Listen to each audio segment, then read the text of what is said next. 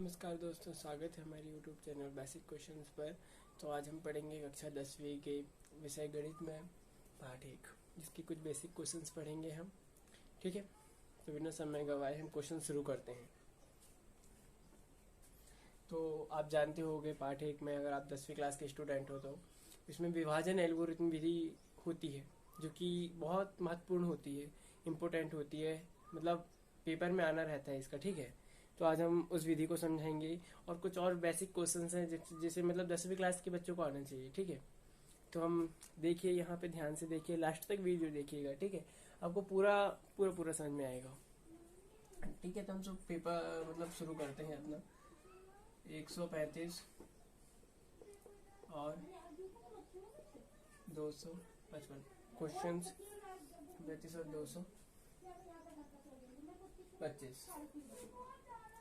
225 का SCF ज्ञात कीजिए। SCF तो ज्ञात कर लेंगे, पर किस विधि से करना है तो वो वहां पे दिया है क्वेश्चन आगे, विभाजन एल्गोरिथम विधि से। विभाजन एल्गोरिथम विधि से, विभाजन एल्गोरिथम विधि से।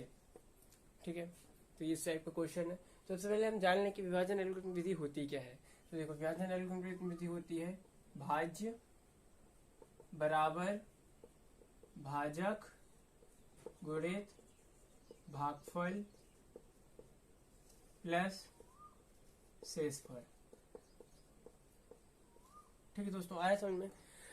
मतलब विभाजन एल्गोरिथम विधि होती है भाज्य बराबर भाजक गुणित भागफल से शेषफल। इस पे ये सूत्र होता है एक प्रकार से। ठीक है, याद रखना इस टाइप से। चलो, तो अब क्वेश्चन शुरू करते हैं। 135 और 225 का SCF ज्ञात करना है विभाजन एल्गोरिथम विधि से। ठीक है, 125 और 200 कितना था, सॉरी 135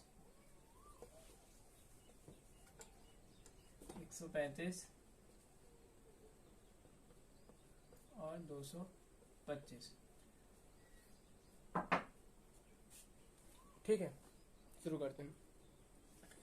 सबसे पहले देखते हैं 135 छोटा है 225, तो क्या करेंगे, 135 को इधर लिखेंगे, 225 को इधर लिखेंगे। अब देखो, 100 200 हो जाएगा, 35 और 35 ज्यादा हो जाएगा, इसलिए कितना हो जाएगा, एक ही बार भाग जाएगा। ये एक बार, ये 0, ये 9, 12 में 3 गए तो 9 बचेगा, 1 0। ठीक है, यहाँ तक आया समझ में अच्छे से। तो अब इसमें हम एक चीज और बता दे रहे हैं कि इसमें ये होता है क्या, ये भाजक होता है, ये भाज्य, ये भागफल और ये शेषफल होता है। ठीक है, तो शेषफल अभी इसका इतना हल करेंगे तो इसके लिए ये शेषफल हुआ, लेकिन ये जो है विभाजन एल्गोरिथम विधि है, तो इसके लिए हम इस टाइप से हल करते हैं। ये 135 आ रहा है कुछ समझ में? नहीं आ रहा है, देखो समझो अच्छे से। 135 90 का ऐसा पहाड़ पर हो तो देखो, 9 में 18 180 हो जाएगा, मतलब एक ही बार जाएगा इसमें भी। तो 5 में से 5 एक उधार चल गया, 13 में से 9 तो 4 45। अब देखो, इसमें भी 0 नहीं आया अभी, तो फिर से और हल करो इसे यहाँ पे, क्योंकि ये विभाजन एल्गोरिथम विधि है। ठीक है, ये 90, 45 दूनी 90। अब देखो आ गया, आ रहा है समझ में? ठीक है, तो इस तरह से ये विभाजन एल्गोरिथम विधि होती है। अब इसको लिखते हैं। सबसे पहले लिखेंगे 135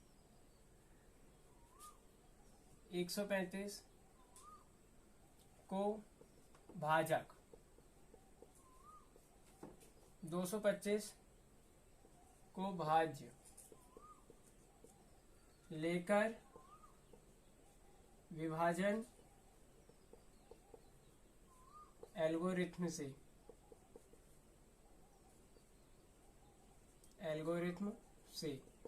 ठीक है, इसको लेकर विभाजन है। तो हमने विभाजन एल्गोरिथम का पहले से आपको सूत्र बताए थे, क्या था, भाज्य भाज्य भाज्य बराबर भाज्य गुणित भाग प्लस शेषफल।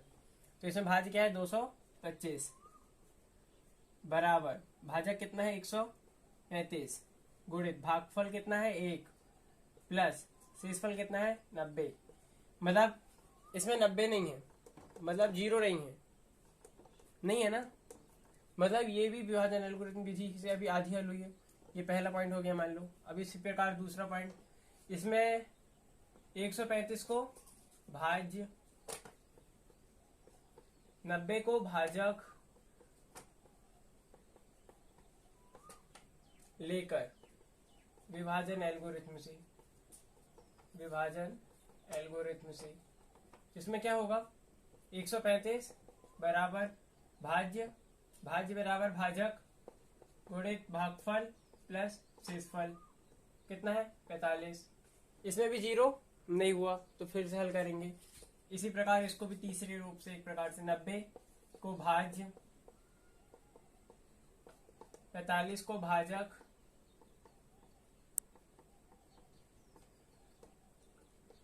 लेकर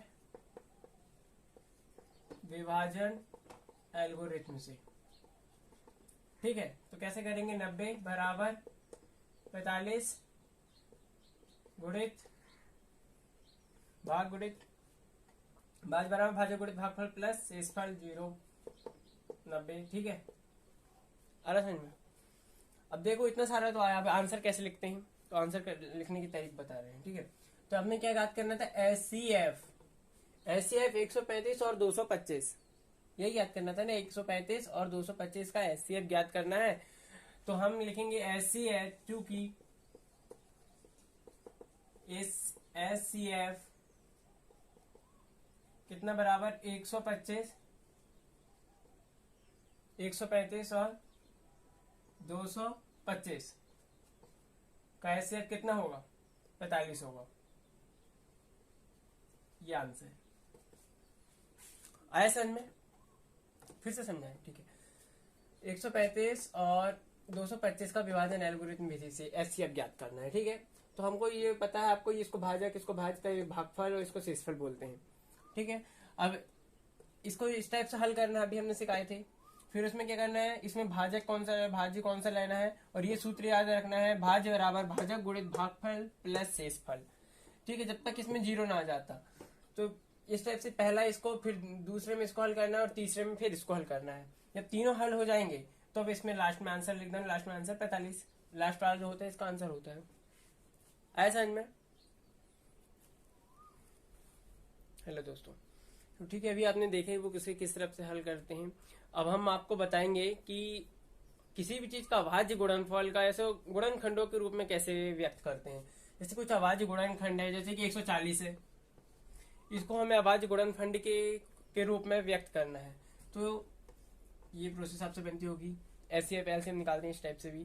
तो हम SCF LCM वाला भी आगे बताएंगे आपको। पहले आप बताइए कि अभाज्य गुणनफल आपसे निकालते बनता है कि नहीं, तो आप इसमें अच्छे से देखिएगा, ठीक है। तो लास्ट में देखो 0 होता है तो ये सम संख्या होती है, तो 0 है तो दशम संख्या से भाग चल जाएगा, 2 से चल जाएगा, तो 2 7 14, फिर से सम संख्या है, 2 3 6, 2 5 10। अब देखो लास्ट में भी सम संख्या है, 5 है, और अगर 5 रहेगा ना तो उसमें किससे भाग जाएगा, 5 से ही जाएगा, याद रखना हमेशा। 5 7 35, और 7 तो एक अभाज्य संख्या है, एक विषम संख्या है। और आपका अभाज्य संख्या क्या होती है हम बता रहे हैं। अभाज्य संख्या वो होती है जिसमें खुद का और एक का भाग जाता है, खुद का और एक का भाग जाता है, वह अभाज्य संख्या कहलाती है, ठीक है। इसमें खुद का और एक का भाग जाता है, तो ये एक आ गया। तो अब 140 का अभाज्य गुणनफल कैसा होगा, 2 गुणित 2 गुणित 5 गुणित 7। तो इसको अपन लिख लेंगे 2 का वर्ग गुणित 5 गुणित 7। आया समझ में? ये आंसर, ठीक है। तो हम एक और क्वेश्चन देख ले रहे हैं, एलसीएम कैसे निकालते हैं, एचसीएफ कैसे निकालते हैं, ठीक है दोस्त। तो हम सीखेंगे आप एचसीएफ और एलसीएम कैसे निकालते हैं, ठीक है। एचसीएफ और एलसीएम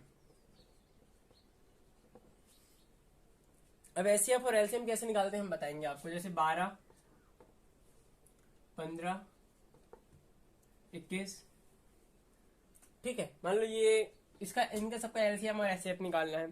सबसे पहले 12 का अभी हमने समझाए थे, विषम सम संख्या है तो सम संख्या है तो ये विषम संख्या है तो, है ना। ये 15 का विषम संख्या है, 5 है लास्ट, मतलब 5 से जाएगा, ठीक है। 21 है, विषम संख्या है लास्ट में, तो विषम संख्या से ये 7 एक अभाज्य संख्या है खुद से और 1 का भाग जाता है, ठीक है। आया समझ में। अब देखो वही अभी हमने कुछ पहले सेकंड बताए थे कि अभाज्य गुणनफल, इन्हीं को अभाज्य गुणनफल के रूप में ये 12 को अपन जोड़ सकते हैं 2 का स्क्वायर प्लस 3, बस। इसी प्रकार 15 को लिख सकते हैं 5 गुणित 3, 21 को लिख सकते हैं 3 गुणित 7। तो इसका एचसीएफ ज्ञात करना है। एचसीएफ वो चीज होती है जो तीनों में समान हो। जैसे तीनों में 3 3 3 3 समान है, ये 3 लिख दिए। एलसीएम कैसे निकालते हैं? एलसीएम, ठीक है, तो एलसीएम ये 2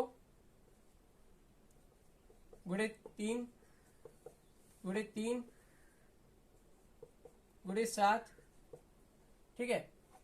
3 दूनी 6, 3 दूनी 6, 6 बार 6 18, 7 तेरी 21।